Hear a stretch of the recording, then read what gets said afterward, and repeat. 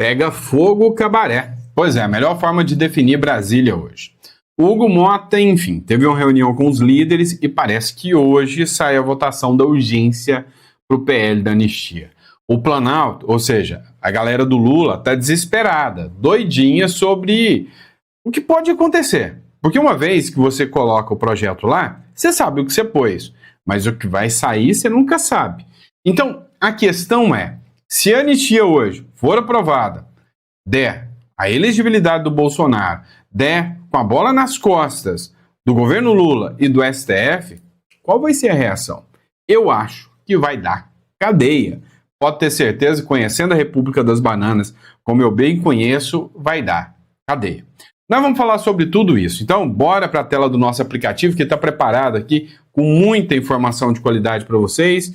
A primeira é de uma ameaça, mas assim, típica da República Tupiniquim. Pois é. Só que não é aqui no Brasil, não. É na República Bolivariana. Olha só.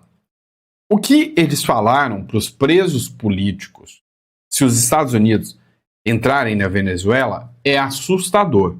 Fica aí que eu vou te contar do que se trata.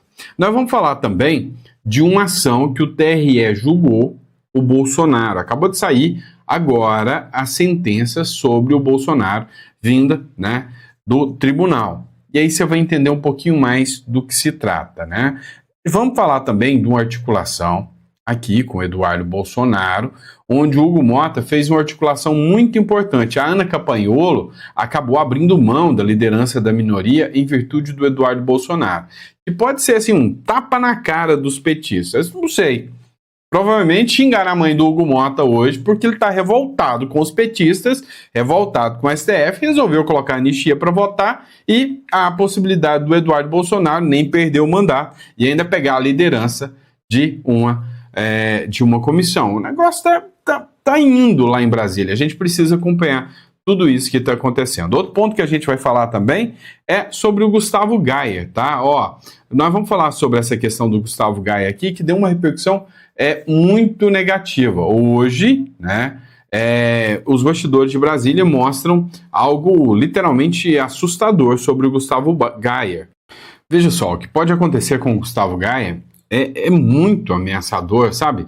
Mostra um aparato judicial perseguindo opositores e a gente vai falar sobre isso aqui com vocês. Então, antes de mais nada, inscreva-se no canal, curta, compartilhe, é sempre um prazer ter vocês aqui no nosso canal, é sempre uma honra poder discutir um pouquinho umas pautas que acontecem no nosso Brasil. Então, não esqueça de compartilhar também. Para você que precisa de um seguro aí, né, garantia de liberdade, eu recomendo que você clique na descrição aqui, entre em contato conosco, contrate aí nossa equipe para te ajudar a fazer uma segunda residência, tá bom? Bora para cima, vamos entender o que está acontecendo aqui no nosso aplicativo. Dá uma olhada nessa primeira matéria que foi publicada pelo Infobay. Olha só, se houver alguma ação estrangeira, qualquer tipo de ação estrangeira, faremos com que vocês desapareçam. Ameaça de guardas a presos políticos na Venezuela. Matéria do Ivan Kleber, Venezuela. O regime venezuelano ameaçou os presos políticos que estão na prisão de Rodeio 1, dizendo que eles vão desaparecer caso aconteça alguma ação estrangeira, ou seja, qualquer ação dos Estados Unidos em relação à Venezuela. Então, assim, a gente viu aqui no Brasil um recado muito claro, né, que remete muito a isso que está acontecendo na Venezuela. A gente viu aqui no Brasil um juiz falando o seguinte, olha, se você, por um acaso, resolver aplicar sanções, se os Estados Unidos resolver aplicar sanções, a gente manda o Bolsonaro para a cadeia. E aí, se ele vai sumir lá, é problema dele. Então, assim, é muito semelhante, né? Então, você utilizar questões políticas utilizando o judiciário como escudo para isso. Então, estamos acompanhando tudo isso aqui. E aí, assim, até agora nenhum sujeito dos direitos humanos se manifestou sobre isso aqui, o Lula não deu declaração nenhuma, a turma do amor, da esquerda do amor, ninguém falou, ó, que absurdo. Não, ninguém. Tá todo mundo, ó, caladinho, quietinho. Vamos lá, pessoal. Outra matéria aqui, matéria da Folha de São Paulo. O Mota, segundo a Folha de São Paulo, disse a líderes e ao governo que vai pautar a anistia. E o Planalto, né, ou seja, o governo Lula prepara uma reação imediata em relação a isso, né? Portal do R7 do blog do Nolasco. Em reunião do Colégio de Líderes, realizada na residência oficial da presidência da Câmara dos Deputados, ficou decidido que o requerimento de urgência do projeto, que concede anistia aos condenados pelos atos de 8 de janeiro, será analisado ainda na quarta-feira. O mérito do texto ainda não foi definido. Líderes da oposição defendem uma anistia ampla e irrestrita. Já parlamentares do Centrão, que recentemente passaram a apoiar a votação, estão mais inclinados a uma proposta de redução de penas, que beneficiaria todos os condenados, inclusive o Jair Bolsonaro, que foi sentenciado a 27 anos e 3 meses de prisão. Porém, Bolsonaro não ficaria elegível. Então é o projeto do Centrão que vai reduzir a pena de todo mundo. Com a redução da pena de todo mundo ainda é condenado. Ninguém pode falar, eu não sou condenado. Todo mundo vai ser condenado, vai continuar condenado. É o que eles querem da narrativa. E Bolsonaro continua inelegível e ele vai ter que fazer campanha para alguém. Talvez alguém do Centrão, como retribuição à benesse do Centrão ter dado apoio ao Bolsonaro para a anistia. É assim que o jogo funciona. Tá errado o Bolsonaro, mas nem um pouco. Nem um pouco, né? Matéria do blog do Nolasco. Deputados decidem votar nessa quarta-feira a urgência do projeto de anistia. Ou seja, parece que o bicho está pegando e eles querem votar. Eu tenho um vídeo aqui da CNN que foi publicado até no blog da Thalita Noema. Então, dá uma olhada aqui sobre a possibilidade de aprovação da anistia ainda amanhã. Dá uma olhada. Bom, vamos com informação de momento já adiantada, porque a informação não espera pela nossa Super Elizabeth. Agora no Live CNN, no Bastidores eu consigo contar com mais calma o que foi que aconteceu agora na reunião de líderes. Essa reunião que ainda está acontecendo na residência oficial da Câmara. Assim que abriu a reunião, o presidente da Câmara, Hugo Mota, que até hoje não sinalizava por qual caminho seguiria em relação ao projeto da anistia, avisou aos líderes partidários: vou pautar a proposta de anistia. Proposta essa, vale a lembrança no nosso Bastidores, a você que nos acompanha, que a princípio perdoa os crimes cometidos pelos invasores, depredadores do 8 de janeiro. Aqui em Brasília, mas tem um movimento, uma pressão forte da oposição para conseguir um texto mais abrangente, que alcance o ex-presidente Jair Bolsonaro, que vai lá para 2019, quando do início do inquérito das milícias digitais, perdoando todos os crimes a partir daí. Está em debate, neste momento, o modelo do texto. Por isso, se esse texto é aprovado, alcança inclusive o Daniel Silveira. Tá? Alcança o Daniel Silveira, vai fazer um verdadeiro rebuliço, né, dentro do que aconteceu dentro da política, e aí já gera uma discussão, teria o Daniel Silveira, uma vez que a anistia como essa é aprovada, o direito de retorno ao cargo, né? Não, porque não foi eleito, né? Parece que concorreu ao Senado e não conseguiu se reeleger, mas literalmente, né, vão ficar com os ânimos bem acirrados. Isso, uma data ainda não foi dada por Hugo Mota. O que me dizem líderes que estão na reunião agora? Há uma aposta, sobretudo do Centrão, de que há 70% de chance da urgência desse projeto ser aprovado amanhã e depois de o texto ser maturado. Tem chances do mérito ser aprovado também nesta quarta-feira? Tem. 50%, um pouco menos, me dizem esses líderes engajados em viabilizar essa proposta. Esse texto não será debatido hoje, será debatido amanhã, quarta-feira. Hugo Mota, portanto, dá a senha para o projeto avançar. Eu apurei que ele falou isso para o presidente da República naquela reunião na Alvorada ontem, quando Lula se colocou contrário a qualquer anistia. O que está sendo discutido nesse momento? Por Hugo, setores ali, ministros do Supremo Tribunal Federal, defesa feita pelo presidente do Senado, Davi Alcolumbre, é o que a gente chama de anistia light, anistia mais restrita, uma revisão das penas, da dosimetria, não uma anistia para o ex-presidente Jair Bolsonaro, aqueles considerados os cabeças do golpe. Há muita resistência do Centrão de passar um texto mais radical. Deve haver reação da oposição ainda hoje, sendo preparado aí um anúncio para as 3 horas da tarde.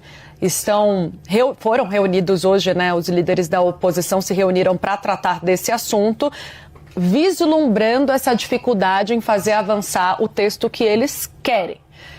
Tá dada a informação, Hugo Mota avisa líderes que vai pautar a anistia. Pois é, essa informação caiu como uma bomba em Brasília, tá? Porque o Lula e nem o STF maduraram ainda o projeto que eles querem, mas assim, caiu ali no Congresso, é como eu te disse, você sabe como entra, mas como sai, só a sanitária vai dizer. A grande questão não dá para saber o que vai sair desse PL da anistia. E tem muita gente do Centrão que está meio pistola com o STF, com o governo Lula. Agora, o que aconteceu com o Hugo Mota, não sei.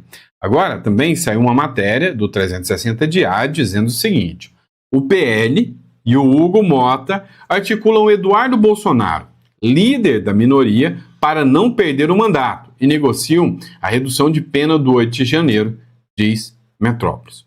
Pois é, a matéria do Metrópolis, que foi reproduzida aqui, diz que o Eduardo Bolsonaro tem a possibilidade de sim, tá, de acabar levando consigo a liderança da minoria. A Ana Campanholo, que estava prevista para assumir essa liderança, diz que abre mão sem o menor problema. Se for para o Eduardo Bolsonaro não perder o mandato dele e permanecer como deputado, mesmo que esteja lá nos Estados Unidos, está tudo bem, não tem problema nenhum. Ela resolveu abrir mão e parece que isso vai acontecer. O próprio Hugo Mota confirmou.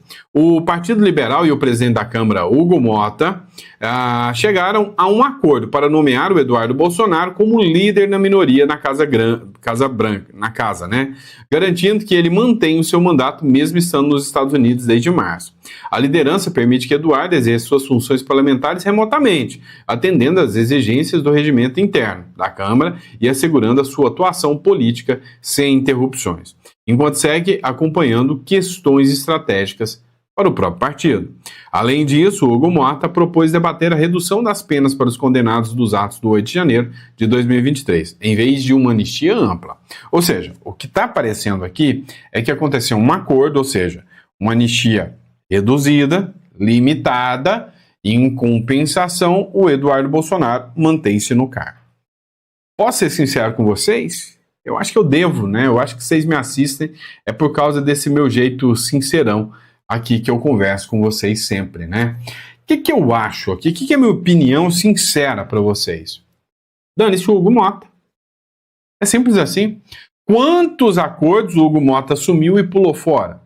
A minha opinião sincera é que tá bom, tá feito o acordo, Hugo Mota, tudo bem, tá? Você põe a anistia para votar, o Eduardo Bolsonaro permanece com o cargo dele e tá tudo bonito.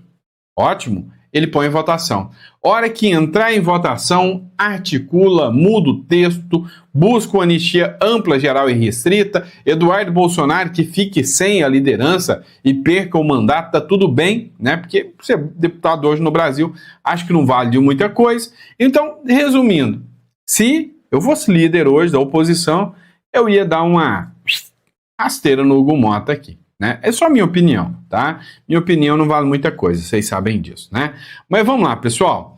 Olha, como é que funciona o esquema aqui no Brasil. Bolsonaro é condenado a pagar 1 milhão por declarações racistas. Falou do cabelo, né? De algumas pessoas que inclusive eram apoiadoras do próprio Bolsonaro. O ex-presidente Bolsonaro foi condenado a pagar uma indenização de 1 milhão por declarações racistas dadas em 2021, e agora que ele foi condenado, envolvendo o cabelo de pessoas negras. O julgamento ocorreu nesta terça-feira na terceira turma do TRF, Tribunal Regional Federal da 4ª Região, em Porto Alegre. A advogada de Bolsonaro, Karina Culfa, disse que não houve pretensão de ofensa racial, por se tratar de um comentário sobre uma característica específica do apoiador Michael Sullivan. Michael Sullivan é um cara de direita. É um cara que é apoiador do Bolsonaro, não se sentiu minimamente ofendido, mas por causa disso, mais 1 milhão do Bolsonaro. Eles vão minar todos os centavos que o Bolsonaro recebeu de Pix, né? A ideia deles é justamente essa. Vamos falar do Gustavo Gayer agora?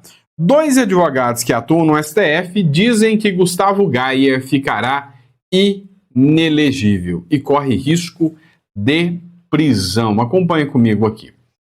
Texto. O curioso é ver como a balança da justiça sempre pende para o mesmo lado. Figuras da esquerda, mesmo diante de escândalos milionários de corrupção, continuam por aí, soltas, sorridentes e reabilitadas politicamente. Mas basta um opositor mais barulhento incomodar e logo surgem pareceres, interpretações criativas da lei e ameaças de cassação. O paralelo feito com Bolsonaro deixa claro que não se trata de justiça, mas de exemplo. Corte-se a cabeça do líder e dos seguidores. No fim das contas, a perseguição à Gaia pode até elevá-lo mais do que derrubá-lo. Afinal, mártires políticos costumam sair fortalecidos. O que o sistema não entende é que quanto mais cala-se vozes conservadoras, mais expõe-se o autoritarismo disfarçado de legalidade. A pergunta que fica é: até quando o povo vai aceitar viver num país onde votar virou quase um teatro encenado por meia dúzia de togados? Pois é, do Paulo Andrius, né? Essa matéria aqui do Editorial Central. Rapaz, matéria muito bem redigida, né? Pode ter certeza disso.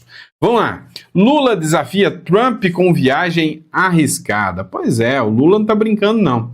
O Lula falou que vai, sim, para os Estados Unidos, né, para participar do evento da ONU, né? Pior ainda, as ameaças de Trump de negar vistos para autoridades da ONU, possivelmente incluindo membros da delegação de Lula, representam uma retaliação direta à perseguição judicial no Brasil, deixando o petista vulnerável a um barramento da entrada nos Estados Unidos, a um discurso solitário na Assembleia sem um apoio americano crucial para agendas como a COP30. O que acontece? O Lula vai participar, né, do evento da ONU. Via de regra, é o Brasil que faz essa abertura desse evento. Por quê? Eu não sei. Dizem que é por causa do coração do Brasil, da floresta amazônica. Mas tá bom. O que acontece? Dessa vez, o Lula vai estar lá como uma quase que persona não grata, principalmente pelo anfitrião da casa, que é o Donald Trump. É um ato de muita coragem do Lula, sabendo como o Trump é, e brotar lá em Nova York. Eu, particularmente, se fosse o Lula, eu passava longe do homem laranja. Não seria eu que ia querer brotar lá. Mas o Lula é corajoso e diz que vai, né? Diz que vai. Vem aqui. Vamos mostrar um pouquinho mais da hipocrisia da esquerda, né? Dá uma olhada nesse material aqui do Editorial Central também. E também, né, republicação da BBC News. O STF precisa voltar ao seu devido lugar quando a crise passar, disse o Steven Levitsky. Esse Steven Levitsky é o cara que criou Como as Democracias Morrem. Eu li o livro, tá? E aí eu falava, o livro diz que quanto mais se começa o autoritarismo, perseguição a opositores.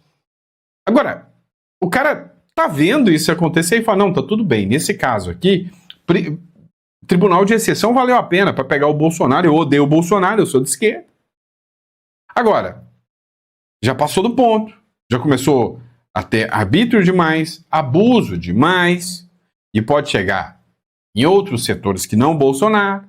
Então tá na hora do STF baixar facho. Gente, isso não é normal. Mas não é normal mesmo. Um escritor renomado como esse cara falar uma coisa dessa. Pelo amor de Deus, não, mas tá tudo bem o que eles fizeram com o Bolsonaro. Como assim, gente? É um absurdo, é um absurdo. Na visão do professor de Harvard, é muito difícil lidar com uma instituição, o STF, que recebeu um poder enorme e fazê-la voltar para o seu devido lugar depois. É um absurdo, né? Um verdadeiro disparate uma situação dessa, né? Vamos lá, ó. O STF precisa voltar a seu devido lugar quando a crise passar, ou seja, quando a perseguição ao Bolsonaro passar. O Supremo Tribunal Federal precisou agir para proteger o Brasil diante de ataques à democracia. Nossa, olha o jeitinho que eles falam, né? Até parece que é verdade. Ataques à democracia durante o governo de Jair Bolsonaro e após a sua derrota nas eleições de 2022. Mas é preciso que, assim que a crise for deixada para trás, a corte recue e retorne ao seu lugar de direito. Ou seja, aqui ele assume que existiu um tribunal de exceção. Que a corte saiu do seu lugar de direito para poder buscar um opositor, um inimigo político. Essa é a avaliação do cientista político e autor do best-seller Como as Democracias Morrem, Steven Levitsky. Né? Segundo o professor da Universidade de Harvard, abre aspas, muito difícil lidar com uma instituição que recebeu esse poder enorme e fazê-la voltar ao seu devido lugar. Abre aspas, ninguém gosta de abrir mão de poder voluntariamente, afirmou o Levitsky. Ou seja, extrapolaram sim, abusaram sim, e, sabe, parece que os caras simplesmente, né, não se importam com o que está acontecendo, né? Ou seja, eles fingem, é aquela ideia, né? É de direita mesmo, pode acabar com eles, né? Vamos lá, pessoal, bora falar sobre isso aqui, ó. Vice de Trump declara guerra a ONGs de extrema esquerda. Pois é, o D.D. Vance, né, que é o vice do Donald Trump, que é mais pilhado com a esquerda do que o próprio Donald Trump, falou, não, nós vamos pegar, e nós vamos pegar você, viu, George Soros? Não é a primeira vez que o George Soros, para quem não sabe, é um bilionário lá dos Estados Unidos, e ele usa o dinheiro dele para financiar a agenda woke, para financiar pautas de esquerda, tá? Inclusive, o filho dele teve há poucos dias aqui, conversando com a turma da esquerda aqui, tá? Não é a primeira vez que o George Soros aparece nesse tipo de denúncia. Sua fortuna bilionária já foi rastreada em diversas iniciativas, que vão desde a promoção de agendas progressistas até o suporte a jornais e organizações que dizem defensoras da democracia, mas que na prática disseminam o ódio contra a direita. No caso Kirk, a crítica de Vance toca em um ponto crucial. Como a narrativa midiática e o financiamento globalista criaram um ambiente hostil, onde conservadores são tratados como inimigos a serem eliminados, não apenas politicamente, mas, sim, fisicamente. A ironia é que, enquanto chamam conservadores de extremistas, de golpistas, os verdadeiros incentivadores da violência posam de filantropos, preocupados com os direitos humanos. Vance expôs a contradição.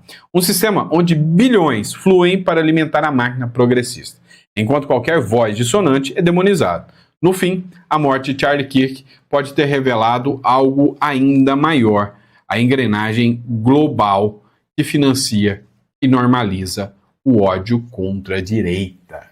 E é exatamente isso.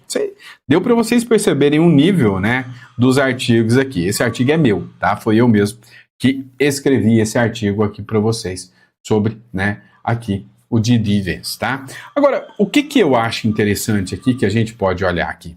Descendo na matéria um pouquinho, já que a gente está falando da disseminação do ódio e tudo, olha isso aqui. Olha o que a Folha de São Paulo publicou hoje sobre o Nicolas Ferreira. Dá uma olhada. Neonazistas brasileiros elogiam Nicolas Ferreira após atentado a Charlie Kirk. Ué, como assim? Que matéria mais estapafúrdia é essa? Encaminhado com frequência nos mais de 100 mil grupos públicos de WhatsApp, monitorados pela Palver, as menções a Charlie Kirk e Groypers, o que é Groypers? Não sei o que é isso não, cresceram de forma abrupta e no dia 12 de setembro ultrapassaram as referências ao próprio julgamento de Jair Bolsonaro, revelando como eventos externos são rapidamente incorporados à disputa política brasileira. Expressões como guerra civil cresceram nos últimos dias, com mensagens como matar esquerdista deveria ser esporte olímpico. Vocês estão de sacanagem. Vocês estão de piada, né? Dá pra ver o tanto que essa mídia, sabe, ela literalmente, ela não tem noção da realidade dos fatos. Ela simplesmente, né, atua como algo, fora da realidade. Fora totalmente da realidade, fora da caixinha, por completo. Vir aqui e falar que, olha, a turma da direita fala que matar a esquerda é esporte olímpico. Quem foi que tomou o tiro no pescoço? Foi um cara de esquerda? Quem foi que deu o tiro no pescoço? Foi um cara de direita? Aonde que a vergonha de vocês foi parar? Vocês deram descarga nela? Foi isso? Porque assim, não faz sentido uma matéria como essa. Uma matéria como essa, sinceramente, chega a ser vergonhosa. É literalmente uma vergonha para qualquer cidadão que tem o tic-tac funcionando. Agora, pessoal, uma coisa é certa. Não adianta eles tentarem mudar a opinião pública. Não adianta. A direita, quando a direita, sabe, ela se expõe com argumentos, com discurso, ela convence. Enquanto que a esquerda, ela está sendo desmascarada, exposta a cada ação que acontece, como essa da morte do Charlie Kirk. Um exemplo para vocês aqui, matéria do Editorial Central também e do Gabriel Ferrigno, tá? Turning Point USA. A Turning Point USA é vamos dizer assim, uma escola, né? Um programa de universidade que foi utilizado para fomentar, discutir pautas, né? Conservadoras, pautas sobre o respeito à família, o combate à corrupção. Pois é. Depois da morte do Charlie Kirk, mais de 32 mil pedidos para escolas e universidades para implementar o projeto do Charlie Kirk, né, o Turning Point USA, começaram, né, principalmente em sedes de escolas e universidades, que é onde a esquerda tomou conta, que é onde o Charlie Kirk morreu, né? Ó, esse crescimento explosivo mostra algo que a esquerda progressista se recusa a admitir. Quanto mais eles tentam calar uma voz conservadora, mais ela se multiplica. O Kirk sempre foi visto como uma ameaça ao establishment, justamente porque conseguiu mobilizar os jovens, coisa que a esquerda faz com um monte de mentira. Eles ainda não conseguem enxergar ainda, né, a realidade. E aí onde entra essa história, essa mentira de que você apoiar grupos como o Hezbollah, você está promovendo a paz. E eles acreditam. Agora, a morte gera o efeito contrário ao que os inimigos políticos esperavam. Em vez de enterrar o legado do Charlie Kirk, eles transformaram o Charlie Kirk, o legado do Charlie Kirk, numa bandeira de resistência, literalmente uma bandeira de resistência. Então, o recado fica claro, fica estabelecido aqui de forma muito límpida. As ideias, elas não morrem, principalmente quando carregam a força da liberdade e da verdade. Se a intenção era intimidar, o resultado foi um exército de estudantes motivados a ocupar escolas e universidades com valores conservadores. A ironia da história é que, ao tentar eliminar um líder, se acaba criando milhares de líderes, tá? Matéria também minha aqui, tá, pessoal? Aí vocês me dizem se vocês gostaram, né, desses dois editoriais que eu escrevi para os TEDs, tá? Para vocês. Vamos nessa aqui? Olha que belezura, né? O Senado dos Estados Unidos quer pagar 100 milhões por captura de Nicolás Maduro. 100 milhões de dólares. Até eu tô pensando em pegar um estilingue e ir atrás do Maduro lá na Venezuela, né? Pelo amor de Deus, 100 milhões de dólares, quase meio bilhão, mais de meio bilhão de reais. Olha só, pra você ter noção, o Osama Bin Laden, que foi um cara que mandou as Torres Gêmeas, fez aquele massacre gigantesco, inclusive, há poucos dias atrás teve um documentário falando sobre o 11 de setembro, né? Mesmo nesse caso, o Maduro, eles estão dispostos a pegar o Maduro mesmo, e o Congresso, o Senado norte-americano está disposto a autorizar, porque assim, eles precisam autorizar a liberação dessa verba, eles estão dispostos a autorizar nada mais, nada menos do que 100 milhões de dólares. Agora você imagina, quantos mercenários não estão de olho, mas simplesmente de olho, querendo, né, entender isso aí, né? Descobrir onde está o Maduro, querendo receber, entender não? Receber isso aí, né? Vamos lá, vamos de matéria do Editorial Central, tá? Essa aqui do Paulo Andrius, né? O Ministério Público Federal arquiva processo que desmonta a narrativa da mídia. Pois é, a mídia vivia dizendo que o Bolsonaro era corrupto. E aí acabou de cair agora um processo que dizia que o Bolsonaro era corrupto, o MP acaba de pedir o arquivamento por não existir nada. Vale lembrar que esse caso foi explorado à exaustão pela imprensa e pela oposição, que tentaram transformar rumores em manchetes bombásticas contra o Bolsonaro. Na prática, mais uma acusação caiu por terra, como tantas outras que se mostraram sem consistência. A ironia é que quando governos anteriores foram marcados por mensalões, petrolões, Com bilhões comprovadamente desviados, a gestão Bolsonaro sofre com investigações que terminaram sistematicamente no vazio. Esse arquivamento foi mais uma pá de cal. Na verdade, o que acontece? Eles falaram que o Bolsonaro deveria ter subornado figuras paraguaias para firmar um acordo com a Itaipu. Um acordo que beneficiava o Brasil e o povo brasileiro. Na visão do Ministério Público, que abriu esse processo em 2021, ou 22, se eu não me engano, 21, eles disseram o seguinte, peraí, o contrato está muito bom, certeza que o Bolsonaro subornou alguém do Paraguai para conseguir esse contrato bom assim. Resumindo, ele nunca recebeu suborno nem nada, o Bolsonaro só escolheu gente técnica. E ao escolher gente técnica, né, você tem bons contratos. É simples assim. Então, cá entre nós, sinceramente, né, não dá para continuar confiando no discurso que a esquerda apresenta. Vamos analisar essa matéria aqui também, ó. Estados Unidos tiram um selo antidrogas da Colômbia e expõe fracasso do amigo do Lula. Matéria também do Editorial Central. Deu para vocês verem, né, o quanto o Editorial Central está completo de informações hiper relevantes para vocês aqui, tá? Vamos entender o que está acontecendo, eu vou explicar tudo aqui para vocês. Ó, o que aconteceu? Os Estados Unidos acabou de falar agora que a Colômbia não é um país que combate o crime organizado e o narcotráfico. Não é segredo que o Petro, ex-guerrilheiro e entusiasta de políticas de esquerda, sempre criticou a abordagem americana de guerra às drogas. Em vez de endurecer o combate aos cartéis, prefere a retórica da solução pacífica, como a substituição voluntária de cultivos de coca, quase uma piada diante do poder econômico do narcotráfico. O pior, o Petro, do ladinho do Lula, onde ele tirou essa foto aqui.